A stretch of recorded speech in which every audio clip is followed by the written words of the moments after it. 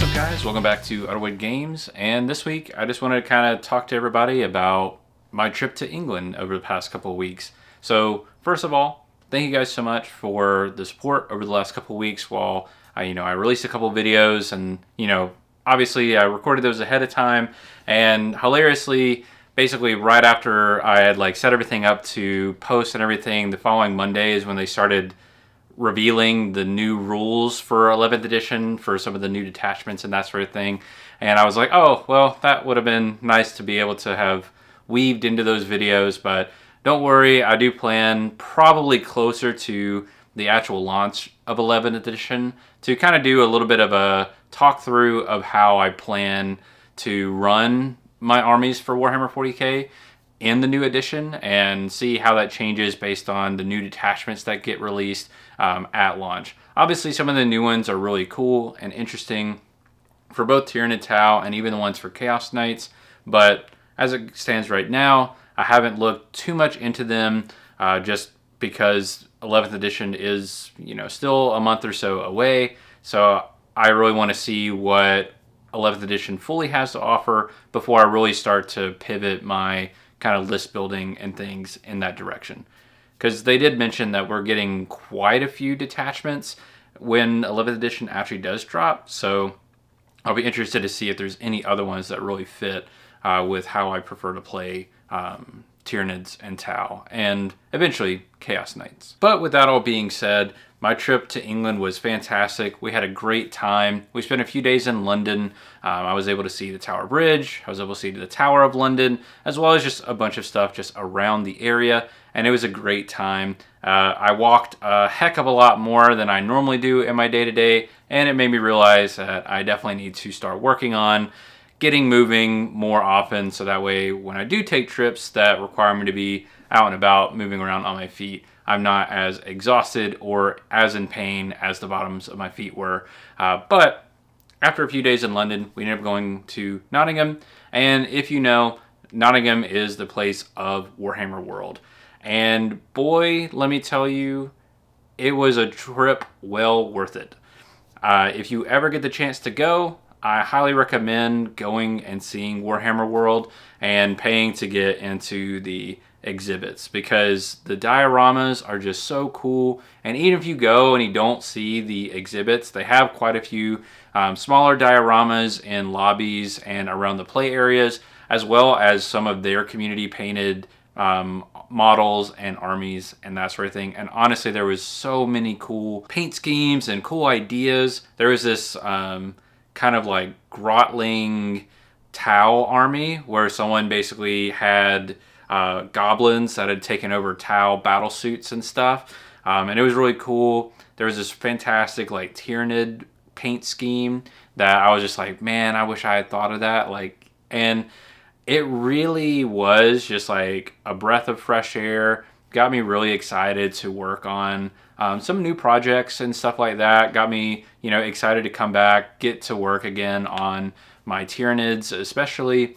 And when I was there, obviously, when you're at Warhammer World, you got to buy something, right? So I did get a few new Tyranid kits. And if you're someone that doesn't live in that area and you would be, going overseas or via plane to get there, at least when I was there this past time, they basically have a way that you can order from them and get it shipped to your home. So that way you don't have to worry about packing space and that sort of thing. So that was pretty nice.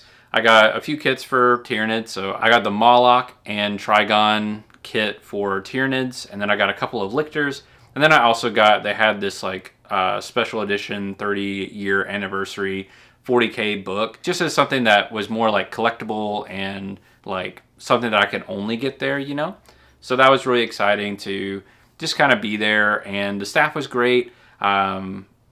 Always kind of keeping up with you and asking about certain things, and all of them were up to, show you the different games. They were like, hey, if you got 10, 15 minutes, and you want to try something new, just let us know and we'll try it out. And all across the space, they basically had little kiosk stands for each of the different games that you could stop and play. And of course, they had a paint section so you could paint your first mini. And then there's the event hall. The event hall is where they have all their tables And I was looking at it online kind of ahead of time because I was just kind of curious about it. But they basically have full-fledged tables to play at. You're able to reserve tables ahead of time, and you can reserve basically normal tables, which are just flat. They have mats on them, but no terrain. And then there's also their themed tables. So these tables have specific like themes based around them and have special terrain and that sort of deal. And they all looked incredible. It was such a cool experience just to kind of walk through, talk to a few people that were playing, and just kind of see what it was like for the like mostly like local Warhammer scene in Warhammer World of all places. And then of course in the exhibits, obviously fantastic dioramas, a lot of the box art minis are there, and it was just cool to kind of see through the history of Warhammer, but also just to see some amazing painted miniatures as well as some incredible dioramas. And when you kind of get to the end of it, there's this massive Warhammer 40,000 diorama, and you may already know about this, but they always hide an assassin in it, and the first person to find the assassin ends up getting the assassin, or a kit for it, obviously. Unfortunately, although I did spend a little bit too much time in that space, I wasn't the one who found it, and it wasn't found while I was there, at least to my knowledge. But it was really cool. It was absolutely huge. I'm talking like 8 or 9 feet tall, just like hundreds upon hundreds of miniatures and tons of ruin kits and that sort of thing, all mishmashed together. And it was just a really cool time, and it made me really consider going a bit harder on something like Armies on Parade this year, just to experiment with something and like a grander scale. But we'll see. I haven't, I still have to tailor my expectations with a reasonable budget and that sort of thing. And that's what I kept telling myself and my wife Hannah while we were there. It was just like, I'd love to do this. This would be so cool. But I would need some kind of like stipend or grant or something to be able to have it not be out of personal funds and that sort of thing. But all joking aside, if you do ever have the chance to go to Warhammer World, either in Nottingham or to the one eventually in the States, I would recommend it. Some of the guys at the Warhammer shop that I currently go to here in the States, we've already kind of talked about when the new one in the States in DC opens up, having a small trip of guys just going up there and that sort of thing. And I am looking forward to it. I hope we are able to stay on track with that. And then of course after Nottingham, I ended up spending about a week with my brother and sister-in-law, and it was great. It was just a nice relaxing time. We got to see the White Cliffs of Dover, which is absolutely breathtaking. And it was just a great time with family and just enjoying some time, some downtime as well, because our time in London and Nottingham was quite quick and kind of go, get through everything, see as much as we can, and yeah. But now I'm back here in the States and back on this channel and ready to make more content. One thing that I am excited about is while we were in Warhammer World, Hannah, my wife, ended up seeing the Blood Bowl stuff. So Blood Bowl, obviously based on American football. I don't really watch American football, but the premise is kind of cool. Fantasy football, it's kind of funny. So I was like, hey, you know what? Like, we'll think about it, and when we get back, we'll think about picking up the starter kit, that sort of thing. And we talked about it more and more, basically over the next week. So I was like, okay, we both want to play it.